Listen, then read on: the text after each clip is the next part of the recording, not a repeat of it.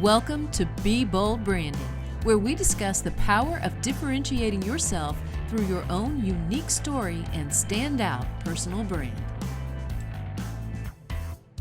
Today, we're talking with a woman who was named Voice of Generation Z by Community Magazine. She owns Gen Z Publishing, a publishing company that has produced 15 Amazon bestsellers. She's going to share her story today, exactly who she helps and why she does what she does. I'm Tanya Eberhardt, founder of BrandFace, where we help experts and influencers differentiate themselves, and we do that through personal branding. And I'm Michael Carr. I was a BrandFace client almost 8 years ago, and the principles made my company so successful that I became a partner in it. And today we're the most comprehensive personal brand building system across the globe.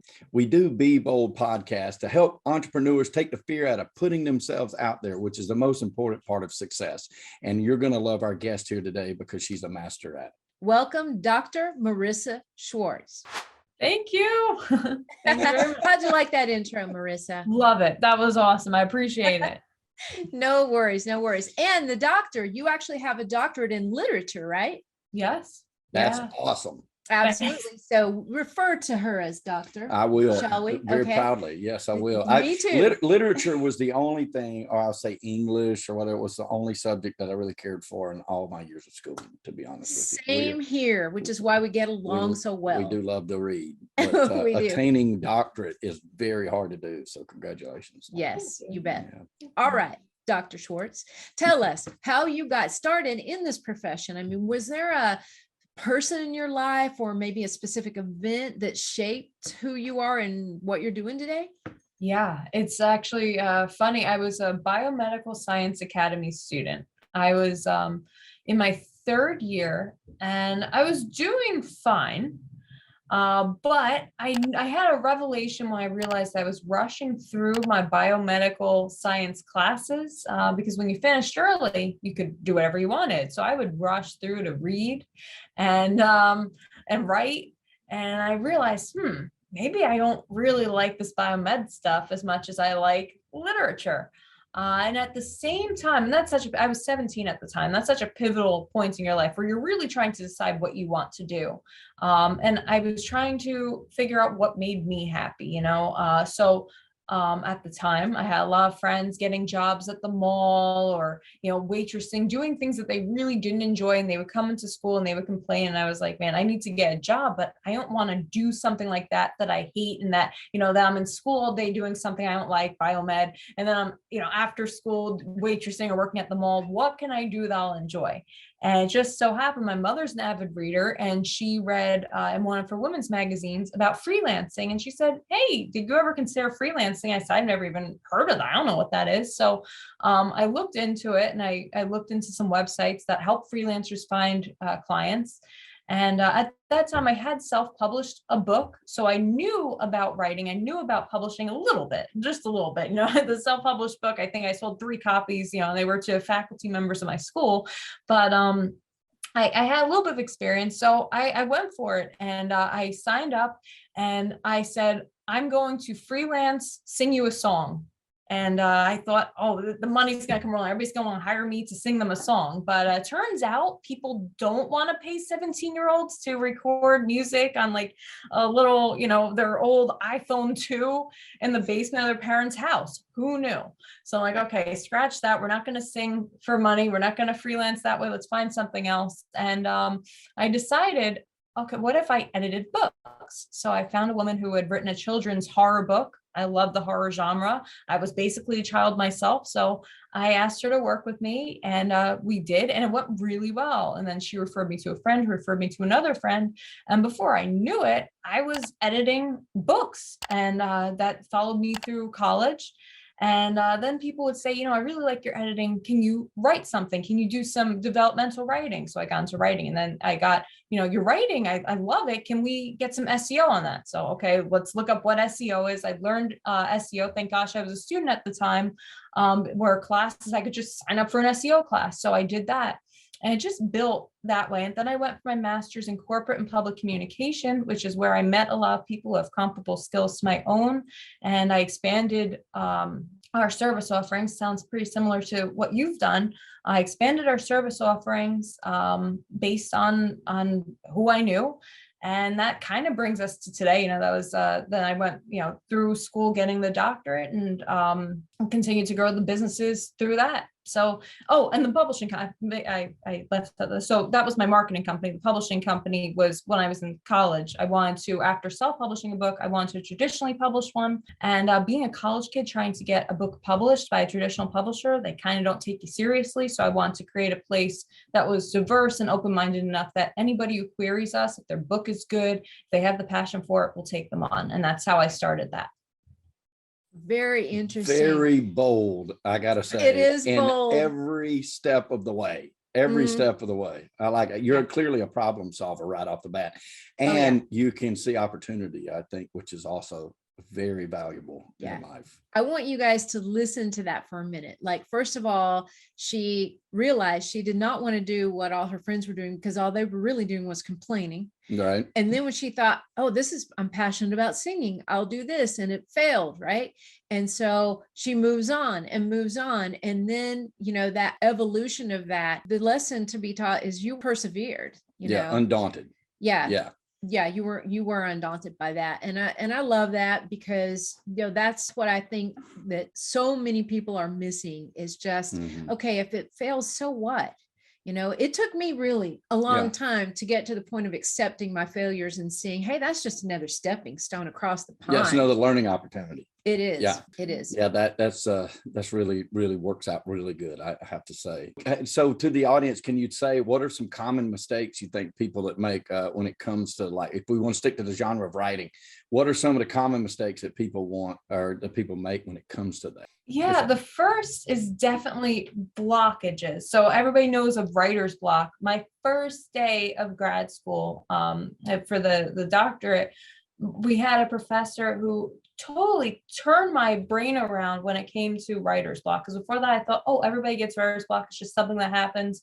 But he said, and he was the sweetest guy in the world, but it sounds really rude, but trust me, he was a really sweet guy. He meant it in a nice way, but he said, writer's block is a symptom of having too big of an ego, because your ego is whatever I write needs to be great. It needs to be perfect. But if you just allow yourself to write and take your ego out of it and just let the pen flow, then you don't have writer's block anymore. It might not be great. And if you can accept and allow yourself to write something that isn't great, you will get over it. And then you can go through editing. You could completely disregard it, but at least you will have written, and then you won't be in that mindset of, oh, my writer's block. And that changed my life.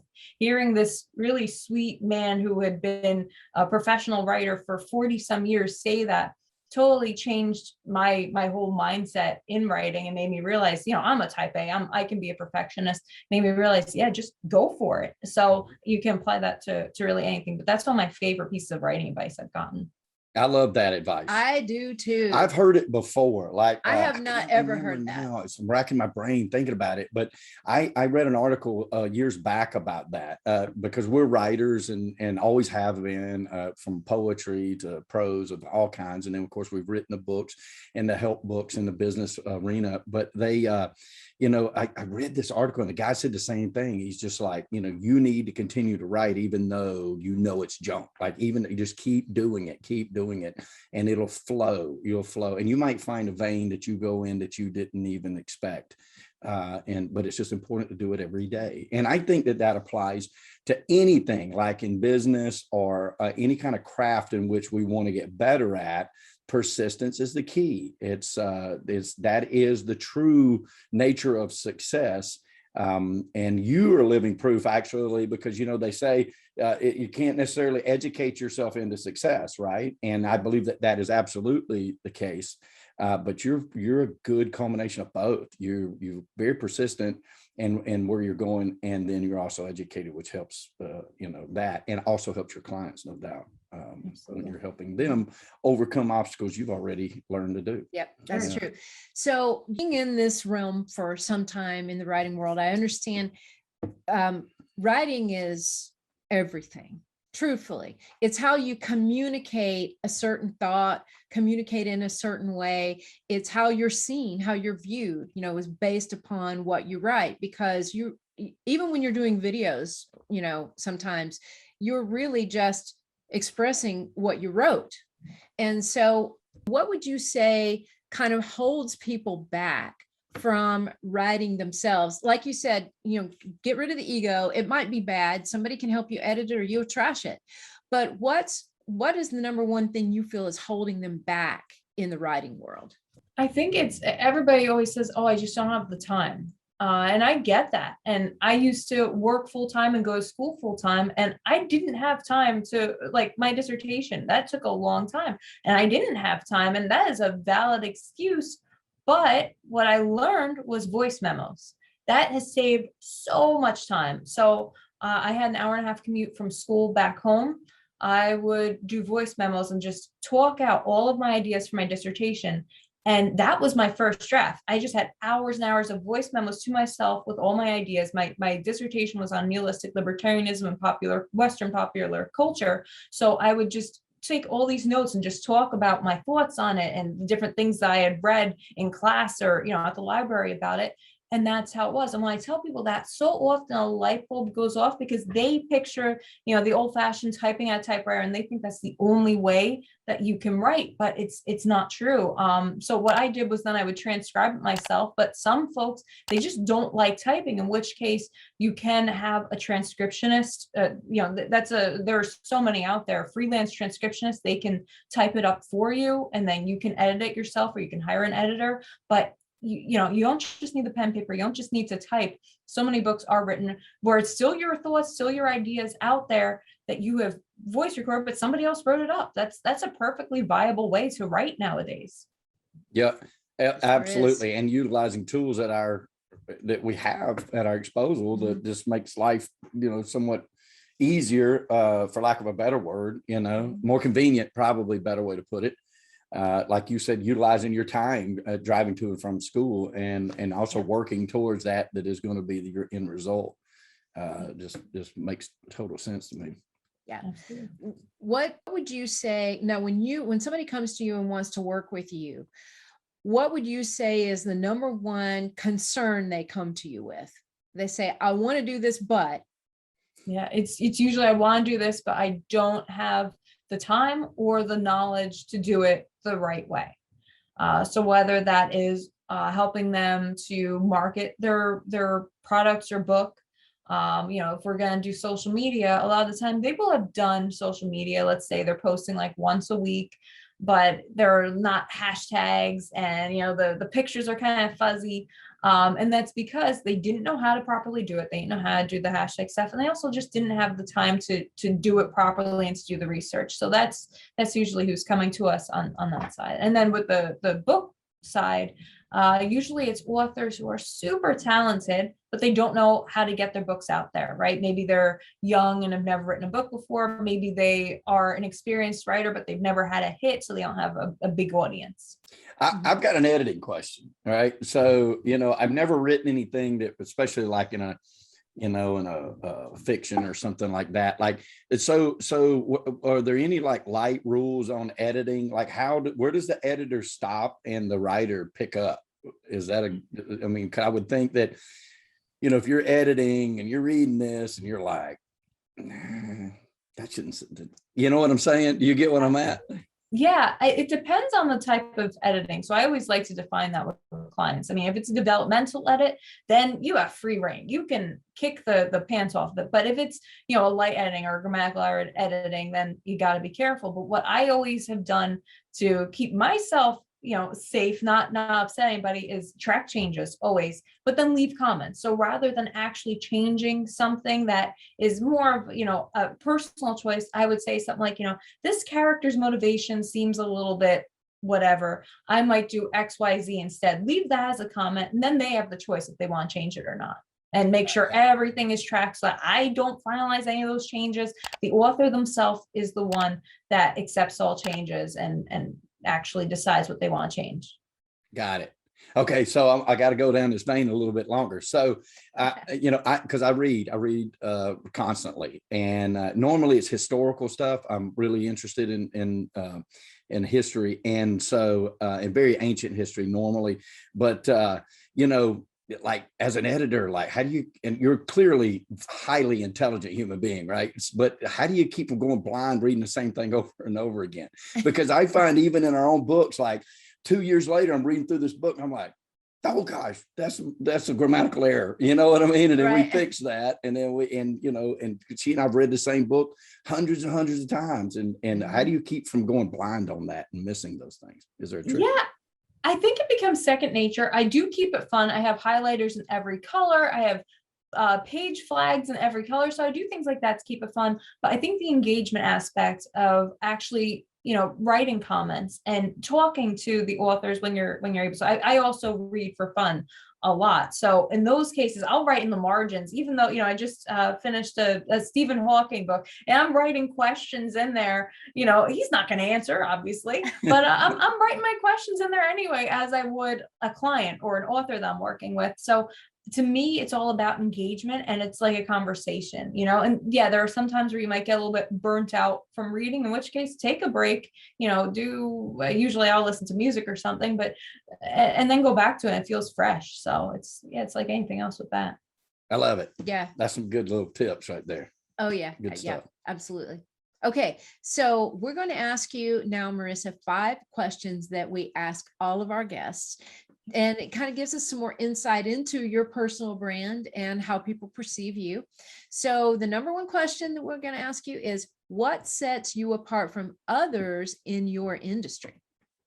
Yeah, I mean, the first thing is I grew up in my parents' mom and pop carpet shop. So very small business minded. I love startups. I love small businesses. So I know most people in any industry, they really care about their clients. I really care about my clients. I like to take care of them the way that I learned from my parents in their small shop. I look at my clients while I'm working with them as if it's my own, company or book or whatever we're working on.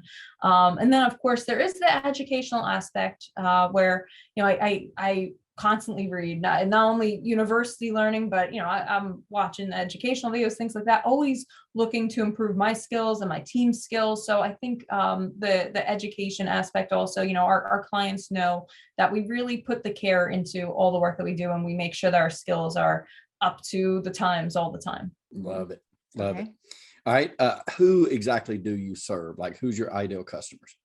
Yeah, so at Gen Z, so I have 2 companies. So at Gen Z Publishing, when I first started, I called it Gen Z Publishing because I was a college student and I wanted to serve other people my own age. But about 2 weeks into opening our doors, we got a query letter from a man who was about 45, and he had written one of the most beautiful poetry books I had ever read. And I decided, what, this whole, you need to be my age, a college student thing, that's kind of ageist. Like, this guy's really talented. Let's open it up to really any author. So now, 6 years later, we've been around for 6 years. We're really open to any author who has something innovative to say. Most of our books are topical. We have a very, very diverse group of authors. So really, we publish a lot of young adult and new age, but there's not a specific like blueprint of, this is who we publish. It's really diverse. And we've actually been highlighted for diversity on a number of booksellers, like LGBTQ plus month. We have like 10 LGBTQ books out because of our diversity and our topicalness. So yeah, that's something that we pride ourselves on. A lot of people say niche down. We've kind of done the opposite.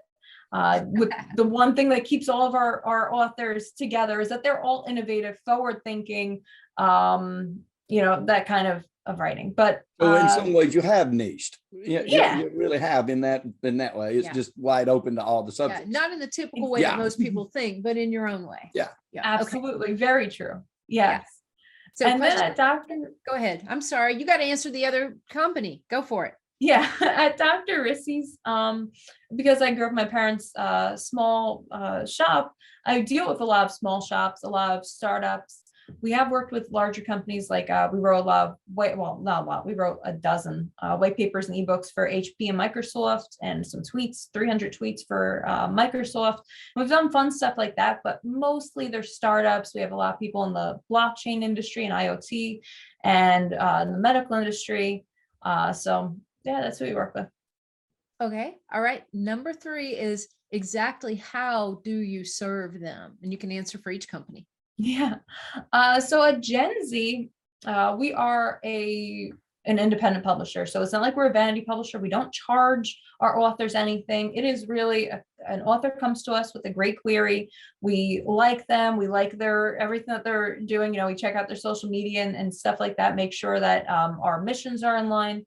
And when we decide to work with them, it's a partnership. So, we don't charge them. We split royalties. We help them with their book cover. We format their book. We have beta readers read their book.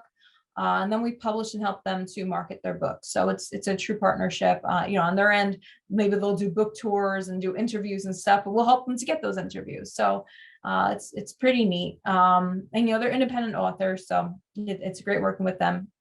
And then at Dr. Rissy's, we do 360 marketing. So we do SEO ads, social media, and PR for our clients. And all of those aspects go together, and they're all writing is at the crux of all of them. So if you have great PR, it's going to help your SEO. And to get great PR, you need to have great articles written. So that's where all that comes into play. All right. I love it. Now, what qualifies you to serve them in this capacity? Yeah. Well, first of all, I've been doing this now about 10 years. So I've worked with over 1,000 clients. It's pretty crazy when you look back, even at my old freelance websites, seeing all these reviews from like 10 years ago. It's really neat. So we've served quite a few clients. We are top rated in PR and social media in New Jersey and New York. That was actually recently released on Forbes. I am a Forbes 30 under 30 in media for 2022. My parents just got their actual print copy of the magazine 2 days ago. I didn't even know it was out. And I came over to their house. My father was like, "Hey, check out the Colonia Corner," which is our local newspaper. And I'm like, "That's not the Colonia Corner, that's Forbes." And my name is in there. It's a very small little thing, but my name is in Forbes. So that's all that matters. You bet it is. Yeah. Yeah, it's been a dream to be 30 under 30. So it's pretty neat. And then of course, I'll go back to the education thing that we, myself and my team do constantly educate, and we've worked with a lot of great companies. So yeah. All right. I love it. I love it. Okay. So perhaps the most important question of all, Marissa, number 5, how does it make your client's life better? So many ways. So first of all, our clients save time because now they don't have to worry about the marketing and their social presence as much. I always encourage them to still have their face out there, still make videos, still, have some personalization. But for the most part, we have it handled for them. We have the analytics and all of that. We have a lot of the creative. So they're saving a bunch of time. They're also saving stress, a lot. I just talked this morning with somebody who designs dresses. She's an artist, and she says, "I just don't want to deal with all the stress of marketing, all these other things. I just want to design my dresses." So we help eliminate stress from our clients' lives. And third is new clients. So we help our clients to get new clients, which helps their businesses to survive and thrive. And that's, coming from a small business background, growing up on Main Street, seeing small businesses and startups succeed is like the best thing in the world, to say. I would agree with that 1,000%. Oh yeah. 1,000%. It's what we love most about what we do too. And then personally, my business and the real estate business is what I love most is watching other people succeed. It's something that I'm passionate about. And clearly you are too, which is awesome. Mm-hmm. How can prospects reach you if they have questions or if they want to work with you? Yeah. So my name is Marissa with an O, Marissa Schwartz, everywhere. So if you go on to Facebook, Instagram, TikTok, LinkedIn, Instagram, Pinterest, you will find me if you just type in Marissa with an O, Schwartz, or Dr. Rissy. My companies are called Dr. Rissy. The website is drrissy.com, and Gen Z Publishing. That's genzpublishing.org. But literally, if you type in Marissa Schwartz on any of those places, you will find all of this. That means she's doing it right, folks. That's right.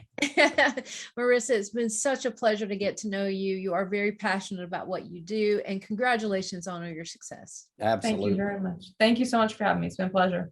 You're so welcome. All right, guys, if you learned something today that helps you or inspires you, we encourage you to like it, love it, share it, and ding, subscribe so you can be the first one to learn about the next episode. Yeah, guys, listen, it's all about prosperity. And when we talk about prosperity, we're not just talking about money. That's only a part of it. We're talking about the whole 360 of abundant life that we truly wish for every one of y'all. We know here at BrandFace that prosperity favors the bold. So we say be bold, folks, especially with your brand, especially in 2022. Thank you, Dr. Schwartz. And thank you, Ms. Klein.